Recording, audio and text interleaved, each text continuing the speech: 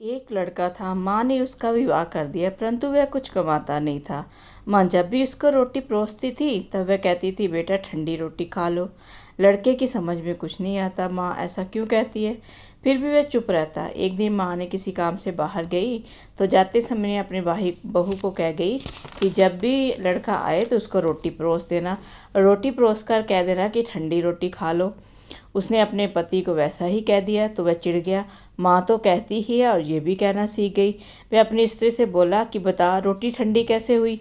रोटी भी गर्म है, दाल साग भी गर्म है, फिर तू ठंडी रोटी कैसे कहती है? वह बोली कि ये तो आपकी माँ जाने, आपकी माँ ने मेरे को ऐसा करने को कहा था इसलिए मैंने कह दिया। वह बोला कि मैं रोटी नहीं खाऊंगा, मैं तो कहता ही था, माँ तो कहती ही थी, तू भी सीख गई। माँ घर आई तो उसने बहू से पूछा, क्यों लड़के ने भोजन कर लिया? वह बोली कि उन्होंने भोजन तो किया ही नहीं, उल्टा नाराज हो गए। माँ ने लड़के से पूछा तो वह बोला कि माँ, तू तो रोजाना कहती थी कि ठंडी रोटी खा ले और मैं सहन कर लेता था, अब ये भी कहना सीख गई।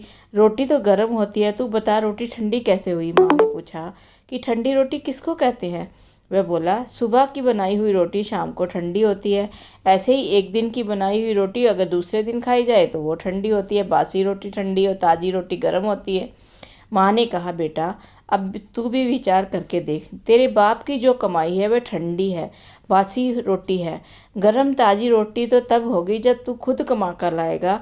लड़का समझ गया और माँ से बोला कि अब मैं खुद कमाऊँगा और गर्म रोटी खाऊँगा। इस कहानी से हमें ये शिक्षा मिलती है, विवाह होने के बाद ठंडी रोटी नहीं खानी चाहिए, अपनी कमाई की रोटी खानी चाहिए। जब भगवान राम वनवास में गए तब रावण सीता जी को ले गया। किसी भी रामायण में ये सुनने में नहीं आया कि राम जी ने भरत को समाचार दिया हो कि रावण मेरी स्त्री ले गया है, तुम मेरी सहायता करो।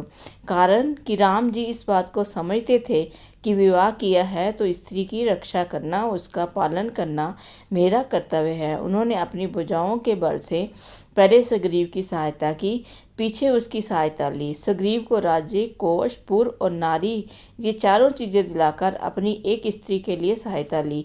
इसलिए विवाह तभी करना चाहिए जब स्त्री और बच्चों का पालन पोषण करने की ताकत हो। ये ताकत ना हो तो विवाह नहीं करना चाहिए। उम्मीद है कि आपको ये कहानी पसंद आई होगी। अगर पसंद आई तो please like, share and subscribe.